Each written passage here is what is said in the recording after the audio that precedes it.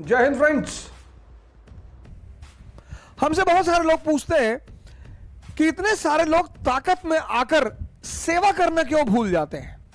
कई लोगों ने इस सवाल को पूछा कि आप कहते हैं कि शक्ति का अर्थ है सेवा करना।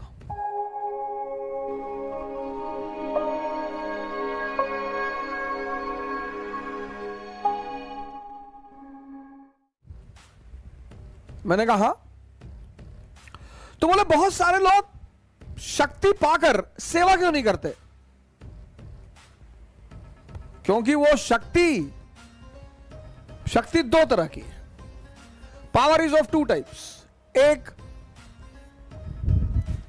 पदेन,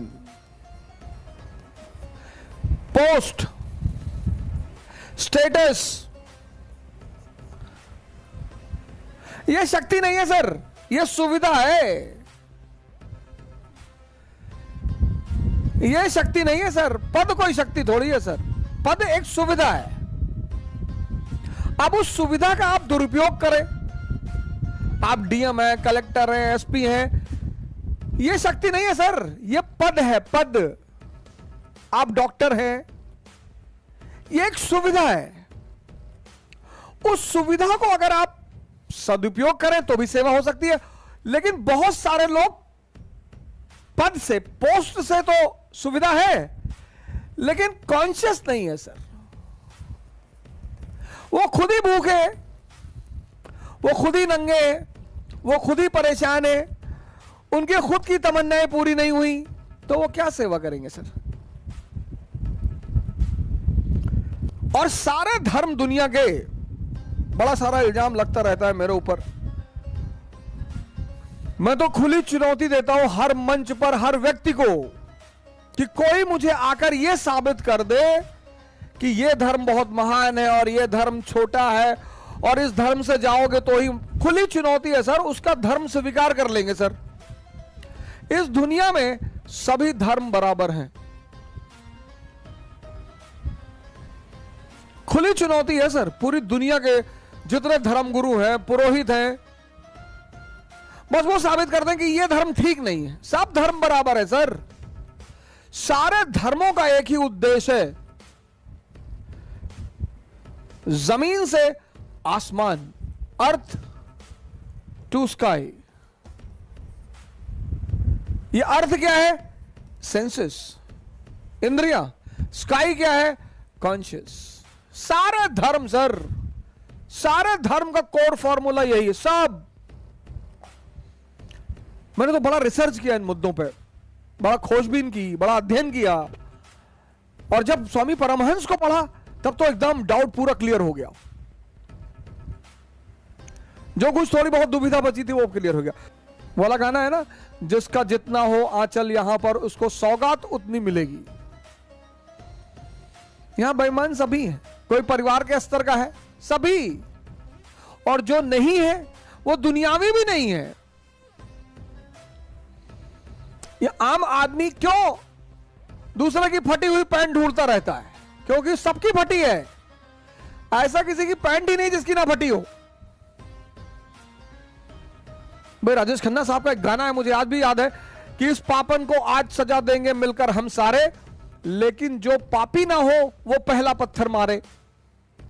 जो भी सेंसस पे जी रहा है सर, जो भी इंद्रियों पे जी रहा है, उसके अंदर काम वासना होगी सर, होगी सर। सेंसस पे जो भी जी रहा है उसके अंदर अच्छा भोजन करने की तमन्ना होगी, जो भी इंद्रियों की रिक्वायरमेंट है सर। लेकिन इस समाज को एक बड़े अच्छे तरीके से बांध कर रखा गया है। इस समाज में 98% लोग खुद से लड़ते हैं, खुद से। 98% लोग खुद से लड़ते हैं, करना कुछ चाहते हैं, होता कुछ और है। और मजेदार बात यह है कि इस समाज में सब एक दूसरे को गाली देते हैं, भला बुरा कहते हैं। जो पकड़ा जाता है सब उस पर कूद पड़ते हैं। और वो जितने लोग कूदते हैं उस पर, वो सब उससे वंचित नहीं है सर।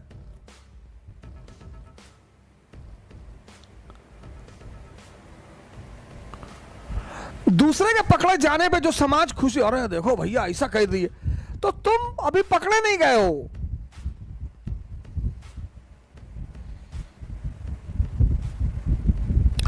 तुम सिर्फ पकड़े नहीं गए हो, 98% लोग पकड़े नहीं गए,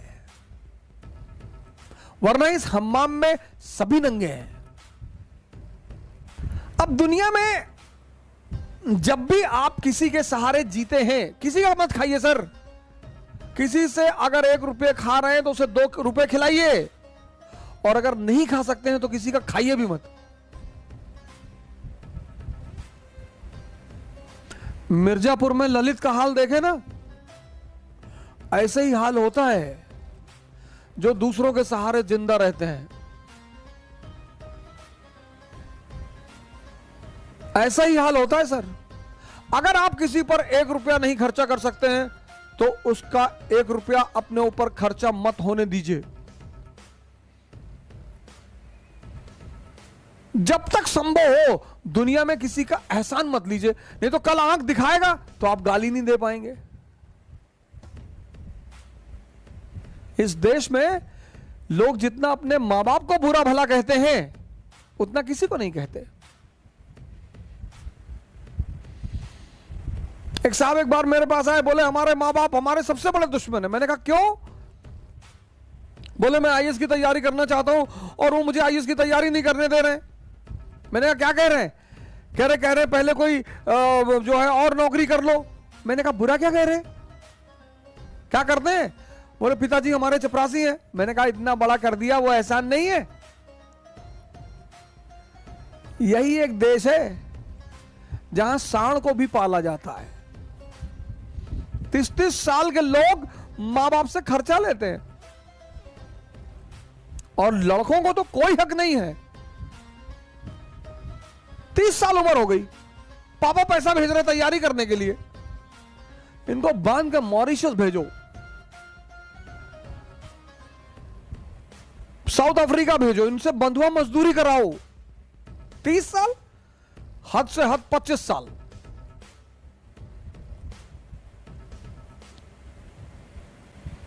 आप 30 साल के हैं तो आपके फादर रिटायरमेंट के स्टेज पे पहुंच रहे हैं, बुजुर्ग हो रहे हैं। किसी का खाइए मत सर, बिल्कुल मत खाइए, नहीं तो किसी दिन किडनी मांग लेगा आपकी। खिलाएगा पिलाएगा, जूता पहनाएगा नाइक का, रेडॉस का। या नेता लोग क्या कहते हैं, भाई है हमारा। नेता के साथ जो 2-4 लोग टहलते हैं, कभी नेताजी से पूछे कि नेताजी ये कौन है? अरे हमारे भाई की तरह है। और किसी दिन ले आके ललित वाला हाल कर दिया। इस देश में एक बार इतिहास को सबको कायदे से पढ़ा दो।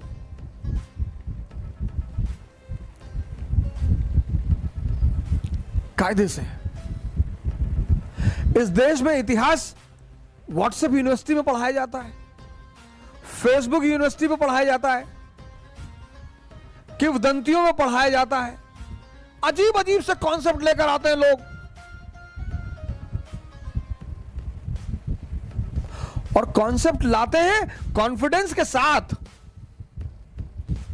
हमारे एक सीनियर उन्होंने मुझसे कहा अवध इस देश का कुछ नहीं हो सकता। हमने कहा ऐसा ना कहे सर, कहीं एग्जाम्पल दे दूं? मैंने कहा दो।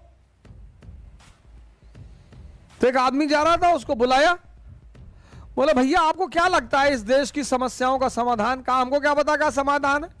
क्या हमको पता है समाधान? क्या इस देश के सारे लोगों को जेल में भर दो और उनके साथ एक गधे को भी बंद कर दो।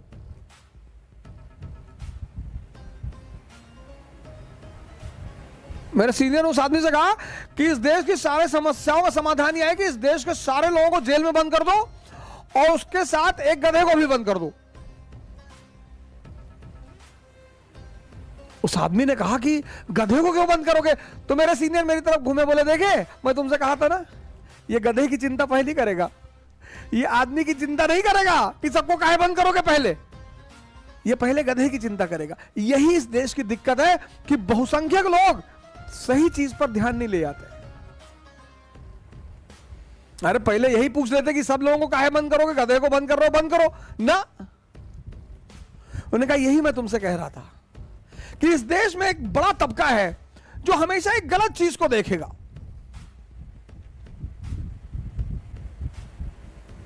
पूरी व्हाइट दीवार है, उस पर आपने एक ब्लैक मार्क लगा दिया। आप लोगों से पूछो क्या दिखाई पड़ रहेगा, लोग कहेंगे ब्लैक मार्क। इतनी बड़ी सफेद दीवार है, वो नहीं दिखाई पड़ रही।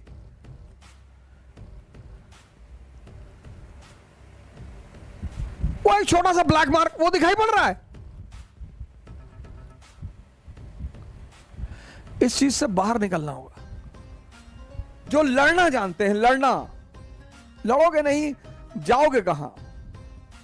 लड़ना हमारा भाग्य है। हमें गुरुत्वाकर्षण से लड़ना है, ग्रेविटेशन। हमें घर्षण से लड़ना है, फ्रिक्शन। लड़ना ही है सर। लड़ना मनुष्य की डेस्टिनी है। इसीलिए तो इस्लाम जिहाद कहता है, हिंदू धर्म धर्म युद्ध कहता है, ईसाईयत होली वॉर कहती है। लड़ना है सर। जीवन युद्ध के सिवा कुछ है ही नहीं सर। हालांकि पंकज उदास जी कहते हैं जिंदगी एक नशे के सिवा कुछ नहीं। तुमको पीना ना आए तो मैं क्या करूं। किसी गाने में अमिताभ बच्चन जी के बोल हैं कि नशा शराब में होता तो नाश्ती बोतल। सब छोटे मोटे नशे हैं सर, बहुत छोटे मोटे नशे। अगर ये आपको प्रभावित करते हैं तो आपका मन विकसित नहीं हुआ सर। नशा तो पद का है सर। आप ये चेक कर लीजिए आपको जीवन में नशा किस चीज का है। अगर इन छोटी मोटी चीजों का है तो आप रह जाएंगे फिर वहीं पे। आप अपना नशा भी चेक करिए सर। मोदी जी को नशा रहा होगा, लालू जी को नशा रहा होगा। इन नशों ने ही इतनी ऊंचाई तक पहुंचाया सर। और किसी की हिम्मत ही नहीं है, और किसी की औकात ही नहीं है। नशा होना चाहिए सर। मुलायम सिंह यादव जी इतनी ऊंचाई तक पहुंचे, मायावती जी इतनी ऊंचाई तक पहुंची।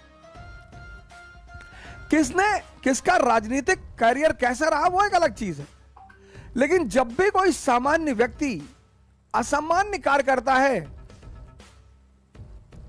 तो वो नशे में ही रहा होगा।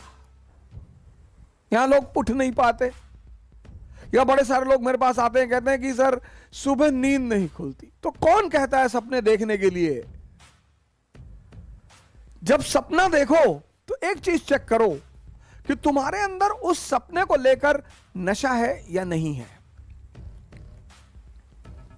अगर तुम्हारा सपना तुम्हारा नशा है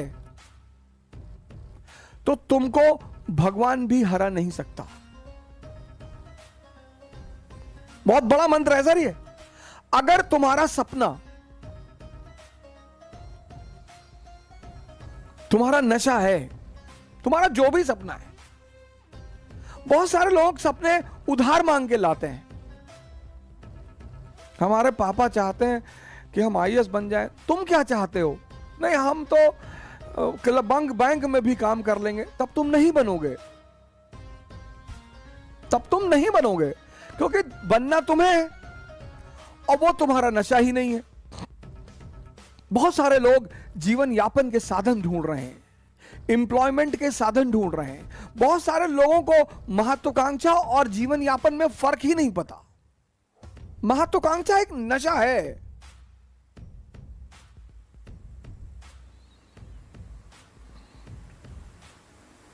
एम्बिशन एक नशा है।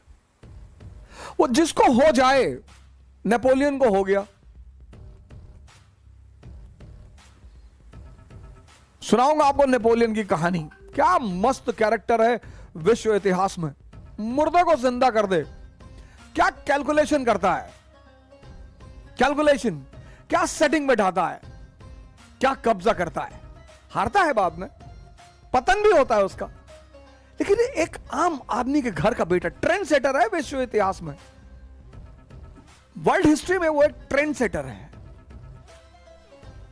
कि कुछ नहीं होता आम आम घर में पैदा होने से। हमारे माँ बाप कभी कभी बहुत गलत काम करते हैं हम, और गलत शायद वो अनजाने में करते हैं। अपने बच्चे से आप कभी मत कहिए कि इतनी बड़ी बड़ी बातें मत किया करो, कभी मत कहिए। अगर आपका बेटा आपकी बेटी अगर आपसे बड़े बड़े बात करता है कि पापा एक दिन देश पे कब्जा कर लेंगे, सपोर्ट करिए उसे कि बिल्कुल करोगे, शाबाश, डटे रहो।